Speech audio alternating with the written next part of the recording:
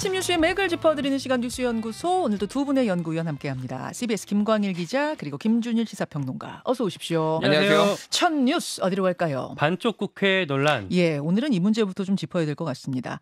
18개 상임위 가운데 11개 상임위원장이 오늘 선출되죠. 네, 18개 상임위 중에서 민주당 11개, 국민의힘 7개 이렇게 하자라는 데는 양당의 이견이 없어요. 네. 의석수 비율에 따라서 하자고. 그런데 양당이 둘 다 법사위 운영위는 자기들이 가져야 한다라고 하는 게 이견이잖아요. 네. 이걸로 계속 교착 대치하고 있는데, 근데 이게 법적으로는 지난주 금요일까지 뽑게 돼 있거든요. 네. 물론 뭐 관리적으로는 그 시한이 지켜진 적이 거의 없긴 하지만 해서 민주당은 요 시한이 지났다라는 걸 명분으로 해서 오늘 그냥 진행하겠다라는 입장을 밝히고 있습니다. 그냥 진행하겠다는 거 그냥 표결에 붙이겠다 그 얘기죠? 네, 맞아요. 이미 본인들이 짠 상임위 배분안을 국회의장한테 제출해 놨거든요. 네. 그 내용을 보면은 정청래 법사위원장, 박찬대 운영위원장, 최민희 과방위원장 등등 이렇게 짰고 이 멤버로 강행할 것으로 보입니다. 네. 민주당 의석만 지금 171석, 과반이 넘기 때문에 충분히 가능하고요. 뭐 21대 때도 6개 상임위를 먼저 했었죠. 네. 다만 보통 이럴 때 의장이 한번 이제 개입을 하거든요. 보통은 뭐 소수당이랑 합의해 오라라고 하면서 시간을 좀 주면서 해왔고, 그래야 좀 뭐 다수당도 독주 프레임을 좀 덜 걸리고 의장도 중재자로서의 면모를 보일 수 있고 하니까 뭐 그렇게 해왔는데, 이번 경우는 살짝 다를 수가 있는 게 국민의힘에서 협상에 응하지를 않고 있고요. 의장실 쪽에서 하는 얘기도 뭐 국회법을 존중하겠다, 본회의는 열겠다 이런 얘기들을 하고 있어서 오늘 아마 뭐 전체 상임위를 하지는 않고 11개 상임위 정도는 오늘 처리할 가능성이 꽤 있어 보입니다. 자, 이제 국민의힘의 대응이 궁금한데 어떤 입장이에요? 일단은 의회 독재다, 뭐 절대 받아들일 수 없다 이런 식으로 막고는 있는데 네. 실제로 이게 의결이 될 때 막을 수 있는 방법이 없잖아요. 숫자가 부족하기 때문에. 네네. 오늘도 본회의 시간에 비상대책위원회 회의랑 의원총회를 맞물리게 시간을 잡아놨거든요. 네. 아마 이걸 하면서 로텐더홀에서 규탄대회 정도 하지 않을까 싶어요. 네. 근데 문제가 오늘 민주당이 11개 상임위원장을 뽑고 나면 나머지 7개는 이제 국민의힘 몫이잖아요. 그러니까 민주당에서는 그거 가져가든지 싫으면 우리가 다 가져간다 이런 입장인 거고. 네, 이때 국민의힘 내부에서도 야, 현실적으로 일단 7개라도 우리 받으면서 진행합시다라고 하거나 뭐 부의장이라도 좀 먼저 뽑읍시다 이런 목소리가 뭐 특히 당사자 중심으로 생길 수가 있거든요. 그러면 협상이 더 어려워질 수가 있고요. 그러다 보니까 당내에서도 너무 처음부터 좀 전략 없이 민주당한테 끌려간 거 아니냐 이런 토로들이 나오고 있습니다. 네. 그러니까 의장실에서 이 상임위 배분 그 전체 시트는 이미 다 짜놨대요. 네. 그러다 보니까 재밌는 게 국민의힘 의원들 사이에서도 이제 어느 상임위 갈지가 되게 치열한데 그 민원을 할 때 자당 원내 지도부 말고 의장실 쪽을 찾고 있어요. 우원식 국회의장 쪽으로. 네, 그게 본인의 의사를 반영하는 데 더 유의미하다고 보기 때문에 이게 원내 쟁점이기도 하지만 의원들 입장에서는 본인 인사 문제이기도 하잖아요. 그리고 민주당에서는 일단 18개 상임위 독식했다가 나중에 넘겨주자라는 의견도 있긴 한데 그럴 경우에 그러니까 각각의 상임위원장들이 내려놓지 않고 버티게 되면 또 이 전략에 문제가 생길 수가 있잖아요. 그러니까 이렇게 좀 쟁점이 원내 차원에서 지도부 차원에서만 있는 게 아니라 의원들 여러 층위에 있기 때문에 해결하기가 더 어려운 부분이 있습니다.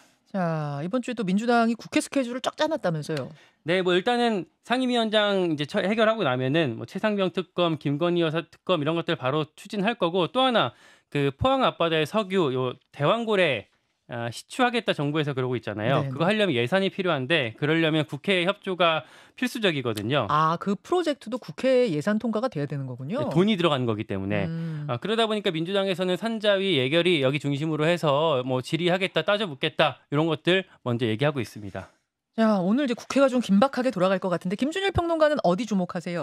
예, 제가 뭐 지난주에도 예측을 했는데 네. 이제 주초에는 11개 상임위를 민주당이 먼저 이제 결정을 할 것이고 나머지 7개는 남겨놓고 협상을 하다가 안 되면은 이번 주 뭐 목요일쯤 이렇게 뭐 할 가능성이 상당히 높다. 이제 그대로 거의 가고 있는 것 같아요. 그러니까 오늘 이제 11개를 다 이제 임명을 할 것은 거의 이제 확실해 보이고요. 네. 지금 뭐 김광일 기자가 얘기를 했지만은 민주당이 지금 이렇게 빠르게 처리를 해야 된다라는 이 주장이 최상병 특검법 그리고 민생지원법 등 당론으로 발의한 1호 법안들을 빨리 해결해야 된다라는 거고, 대왕고래 프로젝트도 국회가 할 수 있는 현안 질의 조사권을 다 활용해서 상임위별로 대응을 한다라는 거. 이것도 지금 굉장히 긴박하다라는 건데 왜 그러냐면은 지금 석유공사가 지금 그 국내외 유전 개발 예산으로 올해 잡혀 있는 게 2조 3,907억 원인데요. 네네. 근데 그거 대부분은 다 해외 개발이에요. 그리고 우리나라 한국의 유전 개발은 698억 원입니다. 근데 지금 뭐 이게 언론 보도마다 다 다른데 하나 뚫는데 1,000억 원에서 뭐 많으면은 1,300억 원 얘기까지 나오고 있거든요. 그렇죠. 그럼 이거 하나 뚫을 비용도 안 되는 거예요. 그럼 결국은 이거는 이제 융자를 받을 수 있는데 융자도 지금 398억 원 정도를 15년에 걸쳐서 이제 정부가 특별히 자원개발 특별 융자를 할 수 있는데 이걸로도 이제 턱도 없이 부족하다라는 거죠. 결국은 그러면은 예산을 다 이제 국회를 통해서 증액을 해야 되는 겁니다. 아하. 그럼 이거는 야당이 협조를 안 하면 안 된다라는 건데 야당은 지금 벼르고 있거든요. 이 내용 자체가 신뢰도가 많이 떨어진다. 그리고 이제 철저히 좀 검증을 해봐야 된다. 뭐 이렇게 보면 될 것 같고 지난 금요일에 이제 그 아브레우 박사 이제 인터뷰가 있었잖아요. 기자회견이 있었잖아요. 액트지오 이제 아브레우 박사. 근데 그 앞서 이제 나온 언론 보도들이 또 몇 개가 있었는데. 법인세를 못 내가지고 법인 자격이 정지돼 있었다라는 거예요. 그런데 정부가 그럼 왜 계약을 했냐? 그러니까 법인세를 못 낸 건 맞지만은 계약을 하는 데는 문제가 없었다라는 게 이제 정부 측의 입장이고, 그리고 지금 어쨌든 탄화수소를 발견하지 못했다라는 것도 이제 뭐 얘기를 했거든요. 결국은 구조를 이제 발견을 했지만은 탄화수소가 있어야지 그게 굉장히 유력한 건데 그 전에도 탄화수소의 흔적을 발견했다 뭐 이런 식으로 이제 뭐 정부가 보도자료를 2014년이나 2019년에 낸 적은 있으니까 석유공사가 그러니까 뭐가 다른 것이냐 도대체 이제 뭐 이런 얘기가 계속 나오고 있습니다. 그래서 지금 국내에서 자문단의 검증도 받았다라고 했는데. 근데 이 결과보다는 과정에 검증을 했다라는 거예요. 그래서 지질자원연구원 같은 경우에서도 이게 근데 과학적 방법론에 따라 도출이 됐는지를 본 거지 이것이 그 내용은 그러니까 정확하게 어떤 결과가 이렇게 나왔는지에 대해서 내용은 모른다라는 겁니다. 국내에서 검증한 사람들도 결국은 그래서 이게 아마 국회 논의 과정에서 어떤 과정을 통해서 이게 도대체 나온 것이냐 이거가 굉장히 강하게 질의가 들어갈 것으로 보여요. 지금 이제 국회 상임위원장 얘기하다 여기까지 얘기가 됐는데 그러니까 민주당 쪽에서는 이거를 빨리 현안질을 해야 되기 때문에 원구성해야 된다 뭐 이런 명분으로 대왕고래 프로젝트를 이야기하고 있다. 그 설명을 해주신 거예요. 네. 자, 국회 상황 오늘 지켜보기로 하고 일단 두 번째 이슈 넘어갑니다. 이재명 추가 기소 관측. 예, 이화영 전 경기도 평화부지사에 대한 1심 선고가 지난 금요일에 있었습니다. 그리고 검찰이 사실 이재명 대표는 이 건으로 기소된 건 아니었었잖아요. 지금까지는. 그렇죠. 예. 근데 이제 이 건으로 기소를 하겠다 방침을 세웠다는 거예요. 네, 조선일보에서는 아예 이번 주 중에 뭐 기소할 거다라고 보도까지 나왔던데 일단은 기소 가능성이 높아진 건 사실이라고 볼 수가 있겠습니다. 이화영 전 지사 재판 결과가 이제 금요일 날 나왔잖아요. 1심이. 네. 징역 9년 6개월의 중형이 나왔습니다. 혐의가 여러 가지인데 핵심인 게 불법 대북 송금 그리고 뇌물 이 두 가지가 다 인정이 됐어요. 그렇죠. 뇌물은 쌍방울한테 법카받아서 쓰면서 아무런 문제의식이 없었다라고 재판부한테 지적을 받았고요. 네. 대북 송금은 이재명 경기지사 방북 비용을 대납할 목적으로 쌍방울 임직원 동원해서 230만 달러를 북한에 보냈다라고 판시가 됐습니다. 네. 그러니까 방북 비용이라는 점까지 다 인정이 된 거고요. 그렇죠. 다만 이재명 대표한테 보고가 있었는지 요거는 별도로 재판부가 기술하진 않았어요. 검찰은 직접 보고가 최소한 17차례 이상 있었다. 이렇게 이제 영장에 적었었잖아요. 근데 이번 판결문에서는 그 부분에 대해서 적시하지는 않았다. 네. 그러다 보니까 이제 검찰이 이재명 대표 수사도 별도로 하고 있잖아요. 예. 여기서 이제 보고가 있었는지 승인이 있었는지 아마 경찰이 더 파서 검찰이 더 파서 이제 보완할 걸로 보이고 이게 네. 정치권에서도 아마 한참 동안 쟁점이 될 것 같습니다. 예. 정치권 분위기 좀 살펴보면은 국민의힘 당권 주자들의 맹공이 있었어요. 예. 먼저 한동훈 전 위원장이 이틀 연속으로 페이스북에 글을 남겼습니다. 이재명 대표가 대선 끝나고 재판에서 그러니까 대통령이 된다 하더라도 재판에서 집행유예만 받아도 직을 상실해서 선거 다시 치러야 된다. 그러니까 헌법에 대통령 불소추 특권이 있긴 하지만 이미 소송이 제기된 상태에서 대통령이 된 거면 재판을 계속 받아야 된다는 얘기거든요. 그러니까 대통령을 하는 중에 뭔가 추궁받을 일이 있었을 때는 면제가 되지만 그런 상태에서 재판 중에 대통령이 된 경우에는 예외다 이런 얘기 쉽게 말하면. 네, 기소가 된 상태에서 대통령 되면은 계속 재판 받아야 된다는 얘기고 예, 예. 뭐 요거는 사실 전문가 사이에서는 의견이 엇갈리는 거거든요. 아무튼 한동훈 위원장은 이런 주장을 하면서 이재명 사법 리스크를 키우려는 의도를 보인 것으로 보입니다. 예. 아울러서 나경원, 안철수, 윤상현 등등등 이제 당권 주자들도 이화영 유죄는 이재명 유죄랑 같은 말이다 이런 식으로 참전하고 있고요. 대권 주자인 오세훈 서울시장도 뭐라고 했냐면 제가 서울시장 하고 있어서 잘 아는데 이런 사안을 부지사가 몰래 처리한다는 건 있을 수가 없습니다라고 주장을 했어요. 예. 뭐 그리고 말씀드렸던 이 당권 주자들, 대권 주자 얘기들을 좀 그쪽 측이랑 당내 얘기들 제가 취재한 걸 종합해 보면은 네. 다들 대부분 중도층을 상징하는, 그러니까 중도층의 그 국민의힘 당권 대권 주자들 중에서는 중도층 쪽의 인물들이잖아요. 그러다 보니까 당 핵심 지지층, 그러니까 보수층 지지가 필요한 상황들이거든요. 뭐 나경원, 안철수, 오세훈 다들. 그러다 보니까 그걸 하기 위해서는 이재명 공격이 제일 좋은 카드다라는 점에서 지금 앞서 나가고자 노력하고 있다라고 얘기를 하더라고요. 자, 국민의힘이 이제 이화영 1심 판결에 대해서 이제 이런 분위기를 보이고 있다면 민주당 분위기는 어때요? 일단 대체로 예측 못했다는 분위기가 많아요. 이 정도 뭐 9년 6개월까지는? 네, 그리고 이 방북 내용에 대해서 이렇게까지 인정이 될 거라고 예측을 못했다라고 제가 어젯밤에 이제 통화했던 한 지도부 의원도 얘기를 이렇게 하고 있고요. 그러다 보니까 뭐 1심에서 이렇게 나왔지만 뭐 2심, 3심에서는 달라지지 않겠냐 정도 얘기들을 하고 있고 일단은 요 1심 결과를 검찰의 사건 조작이다 뭐 이런 식으로 규정을 하고 있고요. 특검해야 된다라거나 뭐 반격 수단으로 검사 탄핵, 법 왜곡죄, 뭐 그리고 수사기관 무고죄 이런 것들을 나름대로 띄우고 있습니다. 자, 김준일 평론가. 예.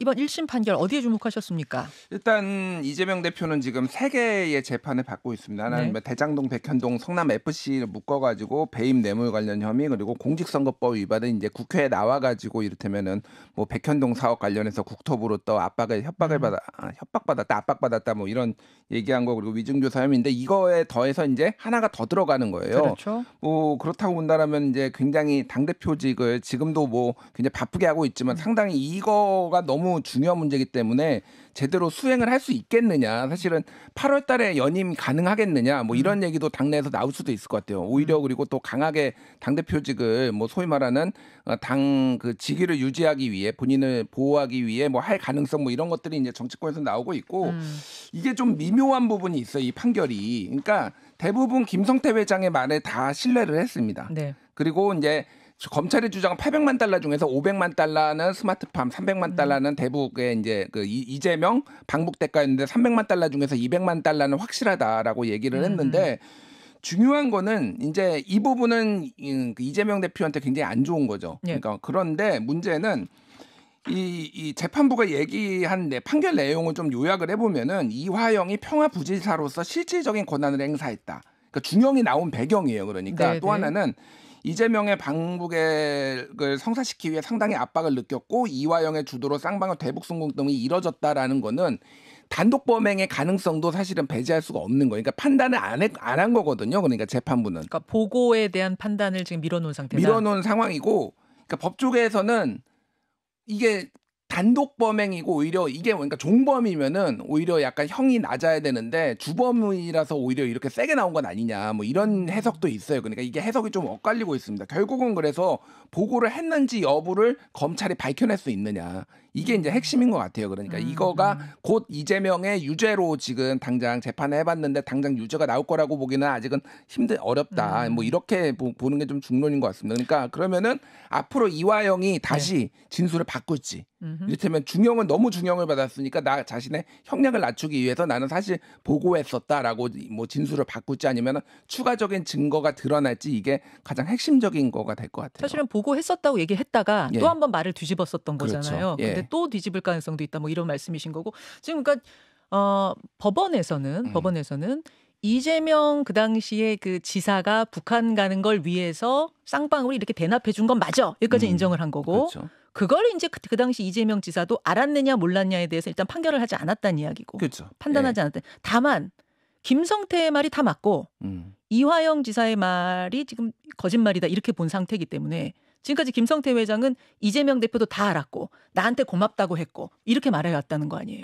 그러니까 결과적으로 보면은 이제 논리적으로 보면은 어떻게 모를 수가 있어요. 이제 본인이 가는 방북인데 밑에서 돈을 냈다는데 그런데 이거는 입증의 문제이기 때문에 그거는 법원에서 보는 거는 또 다른 문제라는 거죠. 그렇죠. 그러니까. 알겠습니다. 네. 그렇게 지금 상황이 전개된 상태에서 1심 재판이 끝난 거라는 것까지 정리해 드립니다. 다음으로 갑니다. 의협 집단 휴진. 의협 집단 휴진 6월 18일에 그러니까 이제 종합병원 말고 동네 병원들까지 다 집단 휴진을 하기로 결정을 한 건가요? 네, 전국 개원회까지 참여하는 집단 휴진, 그러니까 사실상 총파업을 하기로 결의를 했습니다. 네. 이런 전체 의사 집단 휴진은요, 2000년, 2014년, 2020년 이렇게 3번밖에 없었는데 예. 이번이 4번째가 되는 거고요. 다음 주 화요일, 그러니까 18일, 다음 주 화요일 하루 하기로 했습니다. 네. 온라인으로 총파업 투표할지 말지를 이제 조사를 했는데 전체 중에서 63%가 참여했고요. 이 중에서 73.5%가 휴진 포함 단체 행동에 참여하겠다 이렇게 의사를 밝혔어요. 예. 원래는 사실 총파업 날짜를 20일로 하려고 했었거든요. 근데 이걸 지금 한 이틀 정도 앞당긴 거고요. 이 왜냐하면 17일, 그러니까 다음 주 월요일 날 서울대 의대랑 서울대 병원에서 집단 휴진하기로 했잖아요. 네. 그거랑 바로 붙여서 해야 어떤 효과를 극대화할 수 있기 때문에 이틀을 당겼고 일단 이 상태인데 의협에서는 여기에 플러스로 그 19일, 20일도 같이 할 수도 있다. 뭐 이런 식으로 얘기들을 하고 있습니다. 예. 한 가지 봐야 될 거는 실제 참여율이거든요. 예전에 2014년에 했을 때는 21%가 실제 참여를 했고 2020년에는 10%밖에 참여를 안 했었어요. 이번에 다 같이 하겠다라고는 했지만 실제로 이 의대까지 다 같이 참여할지 그건 좀 봐야 될 것 같습니다. 네. 사실은 이제 일단 내년도 의대 입시 정원은 확정이 돼서 발표가 돼버린 상태잖아요. 네. 그런 상황 속에서도 이렇게 집단 휴진을 추진하는 이유는 뭐라고 보세요? 그러니까 지금 뭐 이제 더 이상 의대 정원 쪽으로는 이제 되돌릴 수 없는 거라고 의료계 쪽으로도 보는 것 같아요. 다만 이제 서울대 의대 이제 교수들 비대위도 전공의 행정처분 취소가 있고 또 하나는 이제 이 정부가 추진하고 있는 의료개혁과 관련해서 이게 일방적이다 문제가 있다라는 것들을 조금 주도권을 잡기 위해서 그런 거 아니냐 그런 얘기도 나오고 있고 중요한 거는 이제 이렇게 만약에 파업이 현실화될 경우에 정부는 무슨 대책이 있느냐라는 건데. 그렇죠. 보건복지부 조경 장관은 비상진료대책 보완 시나리오가 있다라는 얘기를 했는데 그게 뭔지는 얘기를 안 해요. 네. 그러니까 국민들 불안감이 굉장히 커지고 있다. 그리고 출구 전략이 그럼 최종적으로 뭐냐 계속 반복되는 얘기인데 지금 거기에 좀 굉장히 큰 의문을 지금 사람들이 가지고 있는 거죠. 여기까지 보겠습니다. 두 분 수고하셨습니다. 고맙습니다. 감사합니다. 김현정의 뉴스쇼는 시청자 여러분의 참여를 기다립니다. 구독과 좋아요, 댓글 잊지 않으셨죠? 알림 설정을 해두시면 평일 아침 7시 10분 실시간 라이브도 참여하실 수 있습니다.